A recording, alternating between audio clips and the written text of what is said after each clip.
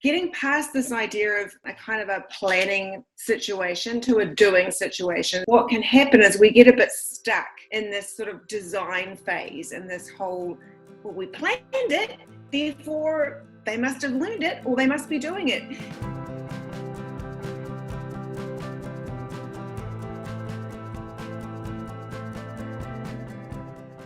So today our pearler is Treena Casey, and she's she's just finishing up her job as the Director of Admissions at Singapore American School, where she's been for about, I think, 9 years.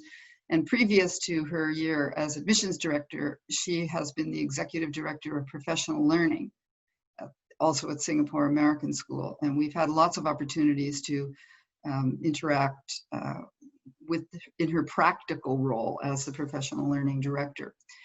This is her 30th year working primarily in international education. She was also the Assistant Director for Curriculum Instruction at Checo International School in China, and she's also served in Nagoya International School and the International School of Bangkok. So lots of schools and lots of practical experiences. She is a graduate of the PTC, and for many years she's been co-facilitating our curriculum leadership course. Treena? Cool. Well, welcome everybody. It's fantastic to see you. Originally, as Bambi talked about right at the beginning, I'm from New Zealand, so even though I've been out of New Zealand way longer than I've been in New Zealand, I still have this accent. So hopefully I won't talk too quickly and you'll be able to understand what I'm talking about. But it's great to see everyone. Again, as Bambi said, so super unfortunate we weren't able to see you in person. I'm getting very much over my own company after sort of month 3 in lockdown circuit breaker mode here in Singapore. We've only just been able to have a friend to visit in the last week, so I'm feeling very glad that I'm able to at least see a human being other than my own self, but it's great to see you all.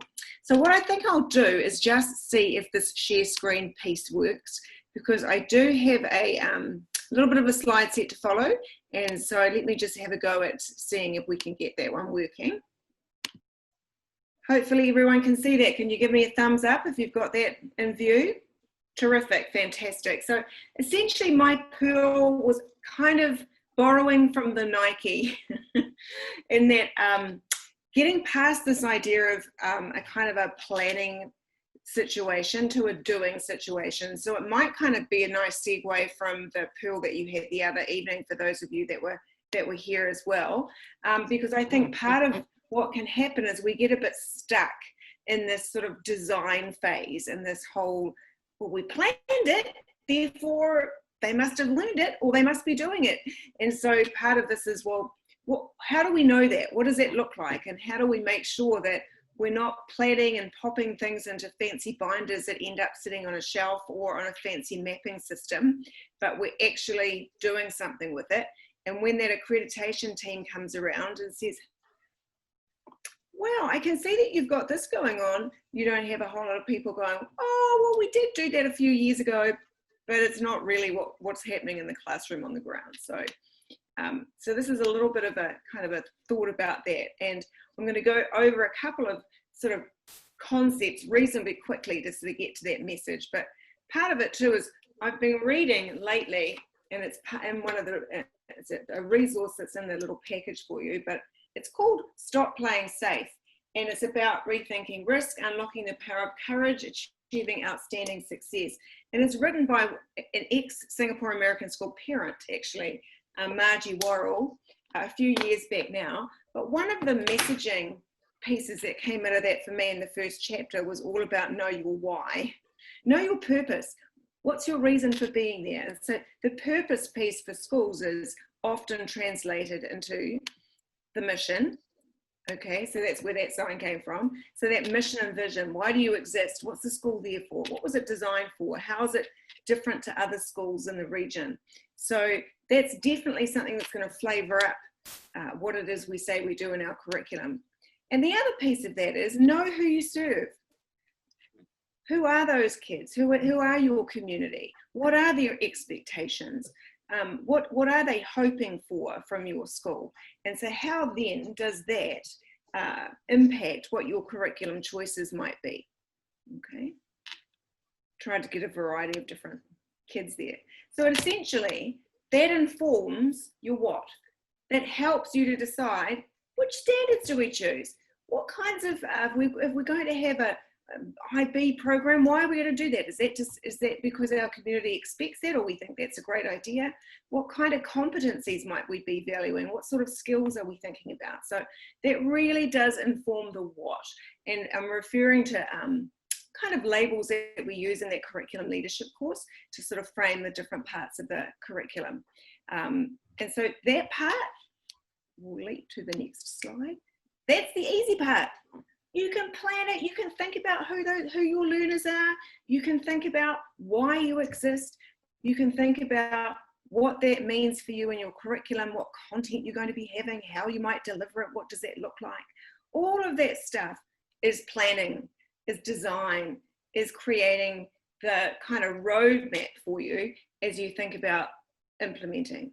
So today I kind of wanted to talk about how do you do that piece? How do you do that sustainably? How do you do that in an enduring way? Like what kinds of strategies have I kind of both experienced in my own schools that I've been working in, but I've also seen in others when I've been on accreditation committees or on visits. So I've got a couple of ideas for you that maybe will be useful to take away. Okay, because the implementation part is the tough part. And I think that's sometimes when people can get bogged down, because you can whip through the planning stage. You can probably take, with a great team of people, it doesn't have to take very long. But the implementation stage, true implementation, that's where the time is taken, and that's very valuable. And what it requires, and I think Bambi said that you've had a few different speakers already talk about leadership.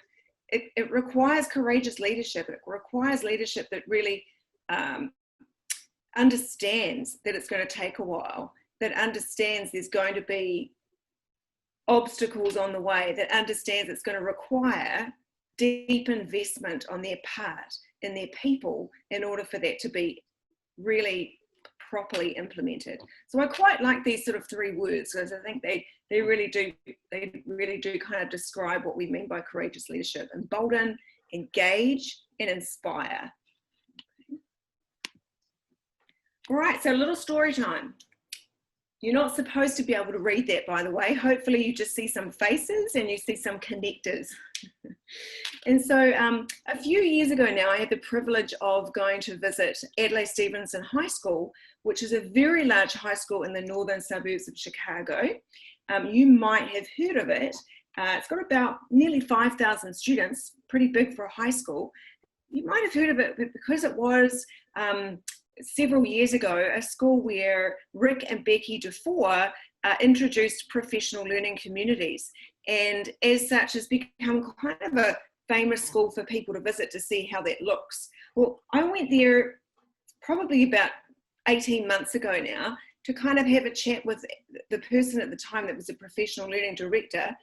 And the reason why I went was to sort of say, hey, we've been really good at this planning piece. We've got lots of great ideas. We've really done our research, but we're starting our implementation and we're running into roadblocks and we're not sure why. And I wanted to hear from him how he had really, the school had really worked at implementing some curricular changes. And so one of the lessons that I took away from that visit was know your people. And it's like, okay, yes, relationships matter. We know our people. What does it really mean? Well, he had kind of created this idea of this sort of Gephi map system. And it was really around who should you keep close? Who is well networked? What kind of social capital do they have? They're not necessarily your department heads. They're not necessarily the people that have been at school the longest, but sometimes they can be. But there are people that have a huge amount of social capital in your school. And if you actually think about engaging those people, then you almost automatically know that's going to network out to many, many others. And so they kind of used that ability to kind of ask a couple of questions, find the people that had that capital to be able to leverage to really get messaging out and to really get feedback on what was working and what wasn't working, such that they could then think about how they were going to deal with it. Okay, so that was a super interesting strategy. Okay, so the other piece that we certainly did some work around was this idea of change management, because whenever you think about implementing, you've obviously made some kind of a change. You've been planning and you've been thinking about what this might look like. And so as Pip, who teaches with me on the course, talked about the other day, curriculum leadership is change leadership because it's constantly evolving. And so what are a couple of strategies around that? Communicate, communicate, communicate. Thinking about that Adlai-Stevenson model, who are those socially networked people? Who has that social capital? Who might you tap into as leaders to help spread the word? But then understanding that some of the reasons why implementation takes so long and is to really be deep and meaningful is because you have people that are ready to accept things in different places at different times. And this diffusion of innovation theory, which was Everett's model, thinking of through a change process or an adoption, some of this is going to be very, you will have heard about it before, this whole idea of early adopters or people that jump on board after they've certainly seen it in practice for a while and take a little bit longer to persuade. And who does that persuading and what does that look like and how do we manage it? This is a lovely little animation that kind of describes it. So it's about 3 minutes long. I don't think I will play it for you right now, but what it does do is it describes, you've got your early adopters, you've got those pioneers that are keeners, they're ready to do anything for you, hopefully. But then you've got everybody else, and there's a whole lot of different stages that essentially you have to prepare for in order to make that deep, lasting implementation happen in a way that isn't just being paid lip service. So it's in the resources for you. And if we have time later, we can always play. It's about 3.5 minutes long. Okay, really powerful little video. And so then we really get to this idea of reflecting, refining, sustaining. It's got to be alive. It can't be sitting on a shelf.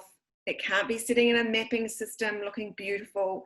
It actually has to be alive, and it has to be reflected on and evolved, and this whole idea of student input. So it's a different flavor every time you kind of look at it, but how do we ensure that we're consistent with our sort of quality, all those kinds of checks that we do in this monitoring. So really this whole idea of we want to keep curriculum alive, but we want it to be sustainable.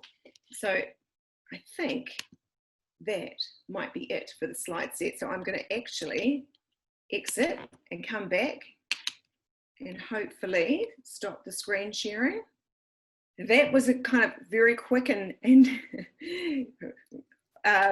piece around the sort of need to get on with things as far as the implementation of curriculum is concerned, not just that planning cycle. So I'm totally happy to go deeper into any aspect of that for you and answer any questions you might have.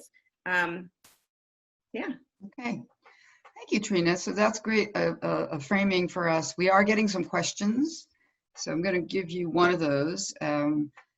One is asking, I'm wondering about implementing curriculum with staff turnover, and fidelity and staff turnover is a factor. How do we sustain viable training for staff with such a wide variety of needs? You've certainly been there, I know, many times. I know I visited you in your school many times.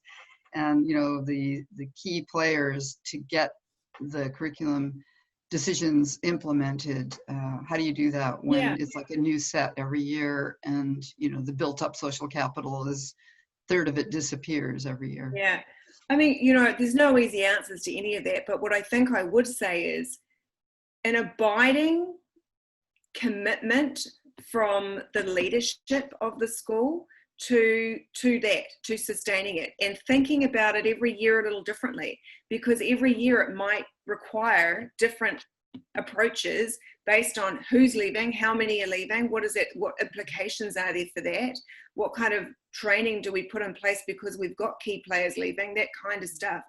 It's not going to be the same every year, but to me, where I have seen sustainability has been where there's been that absolute enduring commitment on the part of the leadership of the school to ensure that there is resource there for that to happen. It's probably the number one, I would think. Yeah. So you spoke about the, the planning and how that's the easy part to do. And I think, everybody raise your hand if you're still planning the curriculum. Right. Okay. So, that's an ongoing process, which we hope at the same time is being implemented, et cetera. What do you think the opposite? Why is it that we seem to stay in the planning? We talked about one aspect, which is this fact that we have new people all the time and we have to onboard them, and that has to. How do we help them hit the ground running and add value? Why is it? And I'm just, this is me. I'm making this question up for you because it's like, having been to so many international schools, worked in myself, visited, et cetera, help, tried to be helpful in the curriculum development and implementation process. We just seem to get stuck in that planning. As if the planning is the thing, and really, how do we what does a leader do to say, we're done planning, we know it's not perfect. What are some strategies that you have seen? And I think you're exactly right. It's a myth that we have to have everything finished, that we have to have everything polished, and we have to have gone through all the steps of UBD, and we have to have this incredible unit plan. It's got everything covered and all the activities that we're doing and all of the assessments and everything else. To me, it's about have that, and this is, Treena's opinion, but if you've got that framework, if you've got that commitment, if you've got some of those things in place that you know for sure, so you have, yes, here are some of the benchmarks or the learning outcomes or the learning targets, whatever your school likes to call them, you have those defined. And then part of it is having that courage to just say, you know what, we're going to dive in now, and having the courage to kind of evolve that along the way, knowing that every set of learners that you're working with is going to have different needs, is going to bring different expertise, is going to bring different knowledge to the table. So as everyone raised their hand and said, yes, we're still planning, of course you are. You're planning based on what you did one day, what you're going to be doing the next day. So it's, that's, as Bambi said, that's a total ongoing piece. But I think it's this idea that it shouldn't be perfect. There's no such thing as perfect. There's no such thing as done, but is it done enough to be able to start using it and refining it and evaluating it and monitoring it? You have to set yourself some deadlines for when that's actually going to happen, because I think that whole getting stuck in that cycle is we never get there otherwise. So having that kind of a time frame, and one of the strategies at Adley Stevenson High School was they did have a time frame. The first year there was this idea of creating the mindset for it. This research base, there were expectations. What evidence will we use? What might instruction look like? In year two, you got on with it. So I think if you have those sorts of things in place from the get-go, and if you make some of those choices yourself as a school about what's the timeline for us, given our who, our mission, our what, all of those pieces, to have what you feel is a feasible timeline, and actually sticking to it and having leadership commit to that, so that teachers feel that security as well, that faculty feels security, and this is just not this constant spinning. Really helpful. We have lots of people asking about, obviously that implementation part, particularly when things, one of the things about being in an international school, whatever the definition is that you're using for that, and maybe today it's any school really, what do you do when you have everything in place and then along comes stuff that sidetracks it, that something else becomes more important, confession.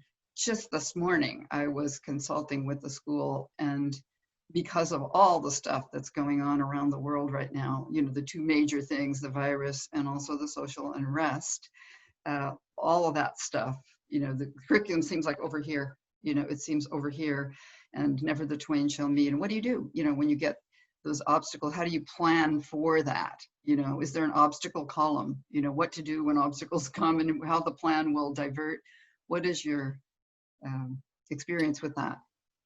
I tell you what, you don't ignore it and just soldier on is what you don't do.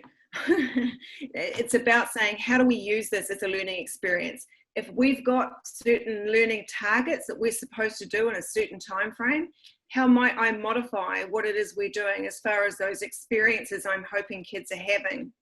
Sticking as I can to those learning targets, but the context is going to change, because that should be something that's relevant. That should be something that is engaging. And so if you have to change what that context for learning is because of what's going on in the world, then yeah, you take it and run with it, because that is going to keep those learners engaged. They want to know what's going on, just as, you know, they want to have those conversations. They want to, and you can tuck your learning targets in there very well if you do. And to me, it's about collaborating with your colleagues, thinking that through, asking some great questions of kids such that you get material that you can fold those learning targets in. So I would totally say, given the context of what has been happening in our planet the last 6 months, how can we not take this as an opportunity to rethink some of the things that we're doing and ensure that we're doing that for our kids and making it relevant for them. Yeah. Wonderful, you know, insights. It's not linear. It's messy. Learning has always been messy. It's going to continue to be messy. We continue to learn new things every day about how learning happens, and we need a plan that's implementable that reflects that, you know, so that those are all got really that helpful. flexibility. Exactly. Yeah, we are at the end of our time.